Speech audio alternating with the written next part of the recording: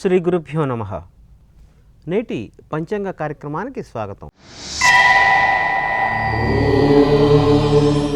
నేటి ఇంగ్లీష్ తేదీ 25 జూలై 2013 సంవత్సరం. నేడు గురువారం.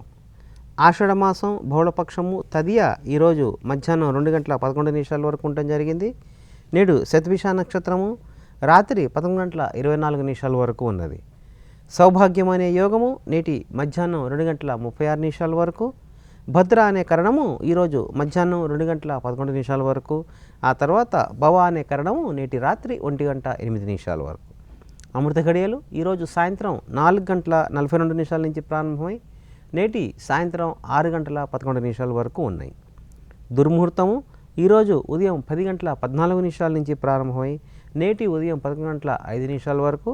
అలాగే తిరిగి దుర్ముహూర్తము నేటి మధ్యాహ్నం 3:22 నుంచి ప్రారంభమై నేటి సాయంత్రం 4:14 ఉన్న కాలాన్ని దుర్ముహూర్త కాలంగా చెప్పవచ్చు. ఇక వర్జము ఈరోజు ఉదయం 7:46 నుంచి ప్రారంభమై నేటి ఉదయం 9:15 వరకు ఉన్న కాలాన్ని వర్జకాలంగా చెప్పబడింది. ఇది ఈనాటి పంచాంగ వివరాలు. ఇక నేటి రాశి ఫలితాలు. ముందుగా మేషరాశి వారికి.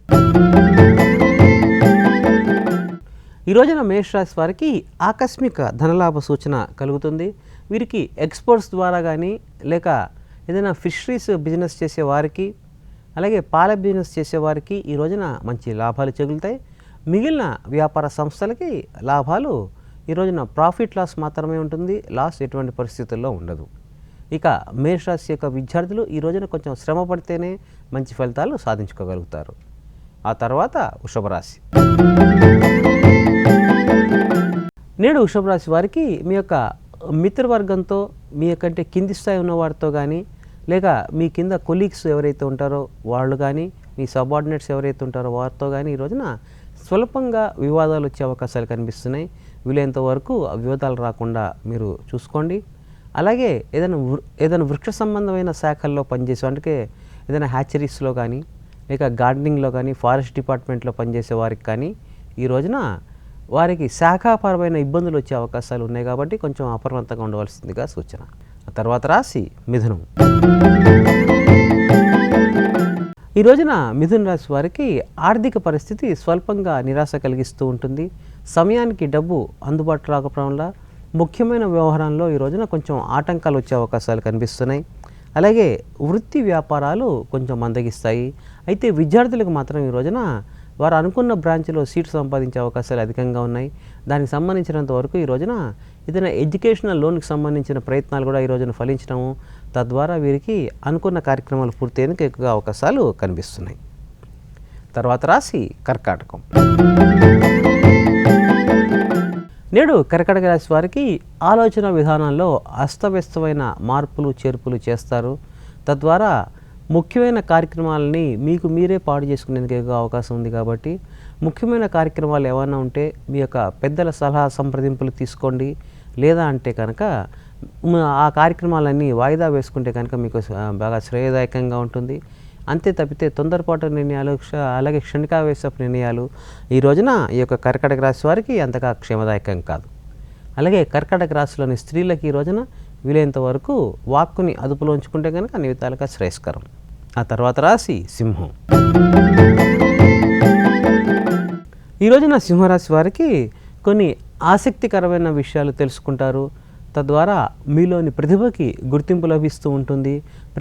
అలాగే ప్రత్యేకించి కళాకారులు ఎవరైతే ఉన్నారో అంటే సింగర్స్ కానీ పెయింటింగ్ వేసే వాళ్ళకి కానీ లేక డ్రాయింగ్ కాంపిటీషన్స్లో పిల్లలకు కానీ ఈ రోజున మంచి బహుమతులు పురస్కారాలు వచ్చేందుకు అవకాశం ఎక్కువగా కనిపిస్తోంది. అలాగే ఈ యొక్క సింహరాశిలో రాజకీయ నాయకులకు కూడా ఈ రోజున మంచి విజయం సాధించేందుకు ఎక్కువగా అవకాశాలు కనిపిస్తున్నాయి. ఆ తర్వాత రాశి కన్య. ఈ రోజున కన్యా రాశి వారికి షష్ఠ చంద్రుడి చార వల్ల ఆరోగ్యం ఆకస్మికంగా కొంచెం ఇబ్బంది కలిగిస్తూ ఉంటుంది. అలాగే మీ యొక్క ఆలోచన విధానంలో కూడా స్వల్పంగా అనూహ్యమైన మార్పులు రావటము, తద్వారా ఏవి చేయాలో పాల్పొని పరిస్థితి అనేది ఏర్పడే అవకాశాలు అధికంగా కనిపిస్తున్నాయి. అలాగే వ్యయం కూడా కొంచెం ఎక్కువగా ఉంటుంది. ఎక్కువగా శ్రమ పడాల్సిన అవసరం ఉంటుంది. కాబట్టి వీలైనంత వరకు ముఖ్యమైన నిర్ణయాలన్నీ నేటి సాయంత్రం తర్వాత తీసుకుంటే కనుక మీకు క్షేమకరంగా ఉండే అవకాశాలు అధికంగా కనిపిస్తున్నాయి. అలాగే వీలైనంత వరకు వివాదాల జోలికి వెళ్లకుండా ఉంటే కనుక క్షేమదాయకంగా ఉంటుంది. అలాగే పెట్టుబడులు కూడా ఈ రోజున వీలైనంత వరకు షేర్ ట్రేడింగ్ చేసే వ్యక్తులు కానీ సంస్థలు కానీ ఈ రోజున ఎక్కువ పెట్టుబడి పెట్టకుండా ఉంటే కనుక లాభదాయకంగా ఉంటుంది. తర్వాత రాశి తుల. ఈ రోజున తులారాశి వారికి నూతన వ్యక్తులతో కానీ సంస్థలతో కానీ లావాదేవీలు చేసుకునేందుకు అనుకూలం అని చెప్పవచ్చు. తూర్పు దిశ నుంచి మీకు అనుకూలమైన ఫలితాలు వచ్చేందుకు ఎక్కువ అవకాశాలు కనిపిస్తున్నాయి. తద్వారా ఆ తూర్పు వైపు ఉన్న వ్యాపార సంస్థల నుంచి కానీ వ్యక్తుల దగ్గర నుంచి కానీ మీకు విలువైన సమాచారం తెలియటము, తద్వారా మీకు ఆనందకరంగా ఉండే అవకాశాలు అధికంగా ఉన్నాయి. అలాగే కుటుంబ సభ్యులతో కానీ జీవిత భాగస్వామితో కానీ స్వల్పంగా వివాదాలు కానీ మాట పట్టింపులు కానీ వచ్చే అవకాశాలు ఉన్నాయి. కాబట్టి కొంచెం సమయం పాటించవలసిందిగా తులారాశి వారికి సూచన. తర్వాత రాశి వృశ్చికం. ఈ రోజున వృశ్చిక రాశి వారికి మీ యొక్క మాతృవర్గం నుంచి కొంచెం ఒత్తిళ్లు కొంచెం అధికంగా ఉంటూ ఉంటాయి. తద్వారా మీరు అనుకున్న ఏదైతే లెవెల్ ఉంటుందో, అనుకున్న గోల్ అయితే ఉంటుందో అది రీచ్ కాలేకపోవటం, తద్వారా మాతృవర్గం నుంచి కొంచెం ఇబ్బందులు వచ్చే అవకాశాలు ఉన్నాయి. కాబట్టి వీలైనంత వరకు మాటలతోనే మీరు మిగతా కార్యక్రమాలన్నీ కేవలం చర్చల ద్వారానే పరిష్కారం చేసుకోండి. బాగా అఫెన్సివ్ వేలో వెళ్ళవద్దు. దాని మూలకంగా మీకు కెరియర్ పాడయ్యే అవకాశాలు అధికంగా ఉన్నాయి. ఇక ప్రేమికుల మధ్య ఈ రోజున స్వల్పంగా వివాదాలు రావటము, అది కొంచెం విపరీతమైన పరిస్థితులు దారితీసే అవకాశాలు ఉన్నాయి. కాబట్టి దాని పరంగా పెద్దలు తగిన సూచనలు, అలాగే పెద్దలు కొంచెం బాగా కఠినంగా ఉంటే కనుక ఈ రోజున వీరి పరంగా మంచి నిర్ణయం తీసుకునేందుకు అవకాశం ఉంటుంది. వ్యాపార పరంగా ఈ రోజున స్వల్పంగా నష్టాలు వచ్చే అవకాశాలు ఉన్నాయి. కాబట్టి అధిక పెట్టుబడులకి దూరంగా ఉంటే కనుక వృశ్చిక రాశి వారికి శ్రేయస్కరం. తర్వాత రాశి ధనస్సు.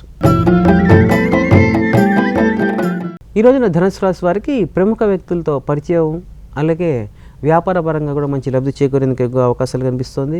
అయితే కొన్ని చిత్రమైన సంఘటనలు, మీరు ఊహించిన సంఘటనలు జరగటం, తద్వారా మీకు అనూహ్యమైన మార్పులు రావటం, అవన్నీ మీకు మేలు కోరే విధంగా ఉంటూ ఉంటాయి.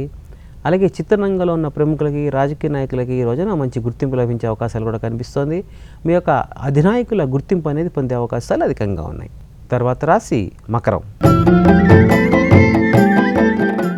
నేడు మకర రాశి వారు మీ యొక్క సన్నిహితులతో సఖ్యత కొంచెం పెంచుకుంటారు. తద్వారా మీ యొక్క కార్యక్రమాలన్నీ సజావుగా సాగేందుకు ఎక్కువ అవకాశాలు కనిపిస్తున్నాయి. మీరు ఆరంభించిన నూతన కార్యక్రమాలు ఏవైతే ఉన్నాయో వాటన్నింటినీ విజయవంతంగా పూర్తి చేసుకునే అవకాశాలు అధికంగా ఉన్నాయి. విలువైన వస్తు సేకరణ కూడా ఈ రోజున చేసేందుకు ఎక్కువ అవకాశం కనిపిస్తోంది. దానికి సంబంధించిన లావాదేవీలు కూడా ఈరోజు పూర్తి చేసేందుకు ఎక్కువ అవకాశాలు కనిపిస్తున్నాయి. చిన్ననాటి మిత్రుల నుంచి ఏదైనా ఆహ్వానం కానీ, వారి ఇంట్లో ఏదైనా శుభ కార్యక్రమం గురించి కానీ మీకు ఆహ్వానం అందే అవకాశాలు అధికంగా ఉన్నాయి. తర్వాత రాశి కుంభం. ఈ రోజున కుంభరాశి వారికి మీ చేసే రుణ ప్రయత్నాలు ఫలించటము, తద్వారా నూతన వాహనం కొనుగోలు చేసేందుకు కానీ, నూతన గృహం కొనుగోలు చేసేందుకు కానీ అవకాశాలు మెరుగవుతాయి. అలాగే వాస్తుపరమైన మార్పులు చేర్పులు చేసుకోవడానికి కూడా ఈ రోజున కుంభరాశి వారు ప్రయత్నం చేస్తూ ఉంటారు. ఈవెంట్ మేనేజ్మెంట్ సంస్థలకి, అలాగే మన వుడ్ ఫర్నిచర్ వాళ్ళకి, హోమ్ ఫర్నిషింగ్స్ వాళ్ళకి, ఇక వేరే టెక్నికల్ పరమైన గూడ్స్ అమ్మే వారికి ఈ రోజున మంచి లాభాలు చేకూరుతాయి. తర్వాత రాశి మీనం. ఈ రోజున మీన రాశి వారికి మీ యొక్క కార్యక్రమాలన్నీ విజయం సాధించే అవకాశాలు కనిపిస్తుంది. విదేశీయాన ప్రయత్నాలన్నీ ఫలించడము, తద్వారా విదేశీయాన ప్రయత్నాలకి మీరు చేసే ఏవైతే ఉంటాయో ఆ కార్యక్రమాలన్నీ సజావుగా పూర్తి చేసుకోగలుగుతారు. వీసా ప్రయత్నాల్లో కానీ, వీసా ఇంటర్వ్యూస్లో కానీ ఈ రోజున విజయం సాధించేందుకు ఎక్కువ అవకాశాలు కనిపిస్తున్నాయి. మీన రాశి వారికి ఈ రోజున వీలైనంత వరకు మీకు సంబంధించిన ఇష్టదేవత ప్రార్థన మీకు అన్ని విధాలుగా శ్రేయస్కరంగా ఉంటుంది. ఇవి ఈనాటి రాశి ఫలితాలు. ఇక నేటి విశేషంలో మనం ప్రదక్షిణ విధానం గురించి తెలుసుకుందాం. ఆత్మ ప్రదక్షిణ అనేది మనం చేస్తూ ఉంటాం. ఈ ప్రదక్షిణ అనేది దేవాలయంలో చేయాలి అని చెప్పి మనకందరికీ తెలుసు. దేని గురించి చేస్తున్నామయ్యా ఇది అంటే పాప పరిహారం అని చెప్పి పెద్దలు చెప్పారు. ఆరోగ్య సూత్రాల్లో ఒకటి అని చెప్పి మళ్ళీ పెద్దలు చెప్పారు. దీనికి ఒక కథ కూడా మనకు చెప్పారు. పూర్వం ఒక రాజుగారికి బాగా స్థూలకాయం ఉండేదట. ఎంతోమంది వైద్యులు బాగా మందులు వైద్యము చేసినా ఆ స్థూలకాయం తగ్గట్లేదు. చివరికి ఆయన విసిగిపోయి రాజ్యంలో దండోరా వేశారట. ఎవరైతే ఈ స్థూలకాయానికి నాకు తగిన మందు ఇస్తారో వారికి వారు కోరుకున్నది ఇస్తాను, లేక సగభాగం రాజ్యం ఇచ్చేస్తాను అని చెప్పి. అయితే కులగురువు పిలిచి చెప్పారట, అట్లా ఎందుకయ్యా బాబు, నీకు దానికి తగ్గే ఉపాయం నేను చెప్తాను అని. లేదు, మీరు ఏది చెప్పినా సరే నాకు కనుక స్థూలకాయం తగ్గిపోతే దానికి తగ్గ నేను ప్రకటించినట్టుగా మీకు సగభాగం రాజ్యం ఇచ్చేస్తాను అన్నారట. అయ్యేటప్పటికి వైద్యానికి సంబంధించినంత వరకు ఏమో నాకు తెలియదు, కానీ గ్రహపీడ కొంచెం ఉన్నది, దీనికి సంబంధించినంత వరకు కనుక నువ్వు చిన్న శాంతి కనుక చేసుకుంటే తప్పనిసరిగా నీకు స్థూలకాయం పోతుంది, తద్వారా నీకు ఆరోగ్యకరమైన జీవితం ఉంటుందని చెప్పి వాళ్ళ కురుగురు చెప్తే, ఏంటండి అది ఆ మార్గం అంటే కనుక శివుడి దేవాలయానికి వెళ్ళి కింద నుంచి ఒక చెంబుతో నీళ్లు తీసుకువెళ్ళి శివుడికి అభిషేకం చేసుకుని ఆ శివలింగం చుట్టూరా 108 ప్రదక్షిణాలు చేసిరా, తప్పనిసరిగా నీకు ఆరోగ్యం చేకూరుతుంది, గ్రహాల శాంతి జరుగుతుంది, తద్వారా దోషాలన్నీ పోతాయని చెప్పి వారు చెప్పారట. అంతే కదా, చాలా సులభమైన మార్గం అని చెప్పి ఆ రాజుగారు బాగా సన్నద్ధుడైపోయి వెళ్ళిపోయాడు. తీరా చూస్తే ఈయన చెప్పిన ప్రాంతం ఒక కొండ మీద ఉంది. కాబట్టి ఇక్కడి నుంచి కింద నుంచి పైకి ఒక చెంబుతో నీళ్లు ఆయనే స్వయంగా నది నుంచి తీసుకుని పై వరకు వెళ్ళి ఆ శివలింగం మీద పోసి ఆ చుట్టూరా 105 ప్రదక్షిణాలు చేసి కిందకి రావటం మొదలెట్టాట. ఒక 2 నెలల్లో వారికి సంబంధించినంత వరకు ఆ స్థూలకాయం అనేది మాయమైపోయింది. అప్పుడు ఆ కులగురువు చెప్పారట, నాయనా, పని లేకుండా నువ్వు కూర్చున్నావు, దేవుడి యందు భక్తితో చేయటం ఒక పద్ధతి, దేవుడి మీద భయంతో చేయటం ఒక పద్ధతి, ఆరోగ్యపరంగా ప్రదక్షిణ చేయటం ఒక పద్ధతి, ప్రదక్షిణలు ఎలా చేయాలని తెలుసుకుని చేయటం ఒక పద్ధతి. కాబట్టి ఇలా రకరకాలుగా మనకి ప్రదక్షిణ విధానాన్ని మనకు చెప్పారు. కాబట్టి ఎవరు చేయాలి, ఎప్పుడు చేయాలి ప్రదక్షిణ అనేది ముఖ్యంగా మనం తెలుసుకోవాలి అని చెప్పి చెప్పారట. దేవాలయంలో తప్పనిసరిగా ప్రదక్షిణ చేయాలి, దేవాలయాల్లో ఆత్మ ప్రదక్షిణ పనికిరాదు అని చెప్పి చెప్పారట. ఎందుకు చెప్పారండి ఆత్మ ప్రదక్షిణ పనికిరాదు అని చెప్పి? దేవాలయానికి వెళ్ళటం ఉద్దేశం ఏంటంటే, మనకి ఆ మూర్తి ఏదైతే ఉంటుందో దేవాలయ ప్రతిమ లోపల ఉన్న మూల విరాట్టు యంత్ర ప్రతిష్టాపన జరుగుతుంది. వినాయకుడు కనుక ఉంటే ఆ విఘ్ననాయకుడికి సంబంధించినంత వరకు యంత్ర ప్రతిష్టాపన ఉంటుంది. అమ్మ కనుక ఉంటే ఆ అమ్మకు సంబంధించిన యంత్ర ప్రతిష్టాపన కింద ఉండి దానికి సంబంధించిన అధిదేవతలు, ప్రత్యదేవతలు, ఆ యొక్క గ్రహాలు, అష్టదిక్పాలకులు అన్నీ ఆ గుడి చుట్టూరా మనకి పెట్టడం జరుగుతుంది. అలాగే క్షేత్రపాలకుడు ఉంటాడు, అంటే ఆ గుడిని కాపాడేవారు. కాబట్టి వీటన్నిటిని ఉంటాయి. కాబట్టి వాళ్ళకి వృష్ఠభాగం చూపించకూడదు అని చెప్పి శాస్త్రం.